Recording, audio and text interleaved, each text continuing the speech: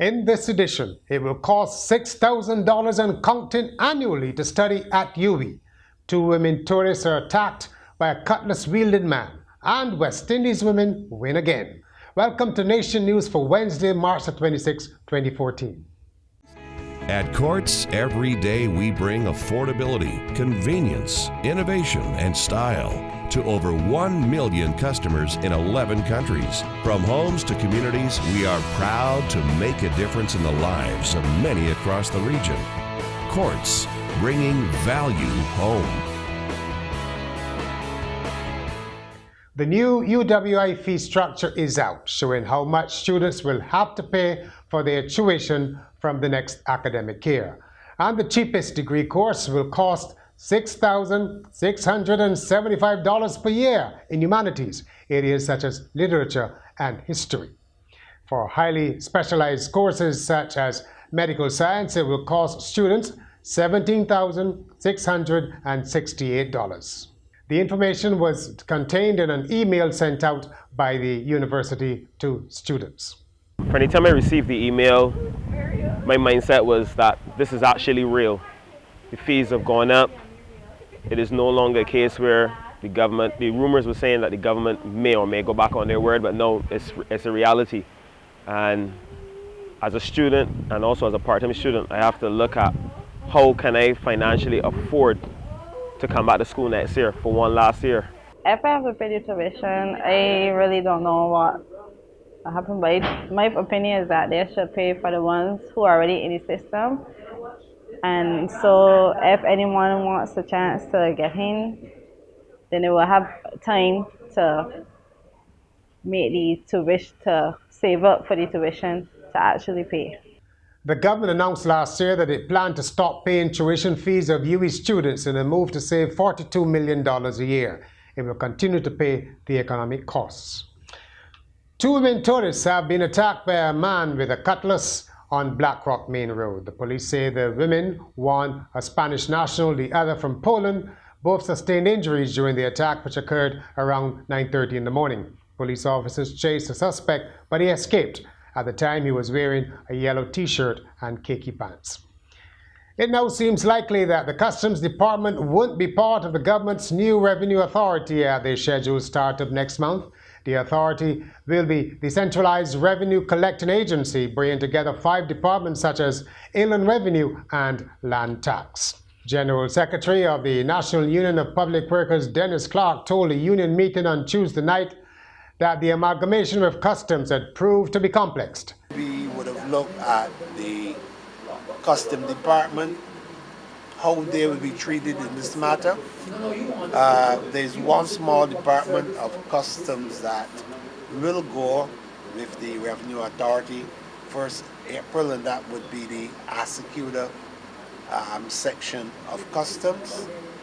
And what will happen is that come the month of May, the union and the Revenue Authority will enter into negotiations again on customs. About 700 people are employed across the 5 revenue agencies, but only 316 posts have been advertised for the Revenue Authority. The broadcasting company which owns BBS Radio and Faith FM was back before the Copyright Tribunal to fight its case against a royalties application by COSCAP, the local copyright agency. Owner of Barbados Broadcasting Service, Anthony Bryan, has been arguing since last year that his 2 radio stations were small operations and should be charged a lower rate than their big competitors. In his latest appearance before the tribunal, Mr. Bryan, who also owns the Barbados Advocate newspaper, said he will continue to fight COSCAP because their claims could result in the closure of the 2 stations. Like anything else, if I have to close it, if there's a must, there's nothing you can do. But I would not want to see that COSCAP has forced me into closing the radio station. That is why I'm here fighting. Let it be a closure of the world's economic situation and not by any institution in Barbados. Primary school students have taken part in Carib Wave, a region-wide tsunami response drill. 34 Caribbean nations are using the exercise to give information on their disaster management systems, review tsunami response procedures, and promote tsunami preparedness. Barbados' test today was the coastal evacuation of a school along the coast. It was in St. James Primary School. The children did extremely well. The evacuation commenced at approximately 9:41 this morning, and the children got up here within 10 minutes to their assembly points. Bullying is not only in our schools, it may actually be thriving in the workplace, according to the National Union of Public Workers. The union has launched a 3-month campaign against what it calls psychological violence.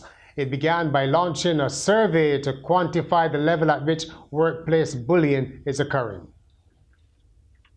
In news about our neighbors, more than 1 million Jamaicans, that's a staggering 40% of the population, are said to be living below the poverty line. This is one of the findings of a study conducted by Alonzo Smith, a member of the American Counseling Association. Dr. Smith linked the high numbers of poor people to a breakdown in family structure, lack of education, and tight finances among Jamaicans. Trinidad and Tobago's Prime Minister Kamala Persad-Bissessar has fired her 11th cabinet minister in less than 4 years of her coalition administration. The latest to be sacked is the Social Development Minister Glenn Ramadar Singh, who is at the center of a scandal over his alleged disorderly conduct during a domestic flight.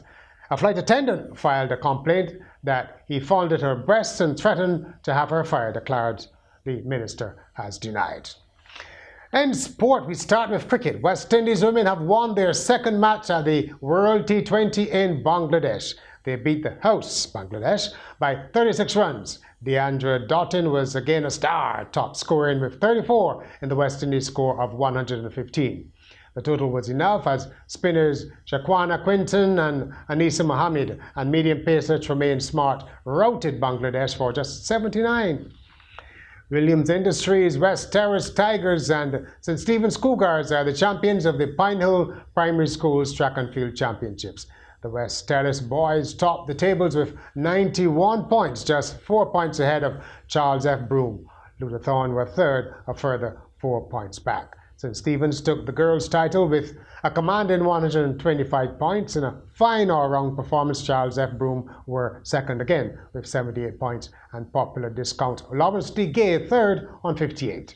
With the primary games over, the secondary schools would take the spotlight for the rest of the week at the Powerade Championships. Defending girls' champions Spray Memorial lead with 97 points. Christchurch Foundation have 54 and the Lesser School 48. Queen's College, the boys' champs, are also out front with 82 points. The St. Michael are second with 60, followed by Lodge with 53.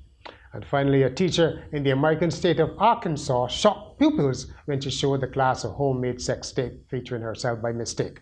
The unnamed teacher said the incident happened when the video got mixed up in her lesson plan. The woman quickly admitted the faux pas to officials at Forest Heights Middle School and later in the day called the parents of all the pupils aged 12 to 13 to apologize. The tape is said to show her performing sex acts on her fiancé. The school has launched an investigation, of course.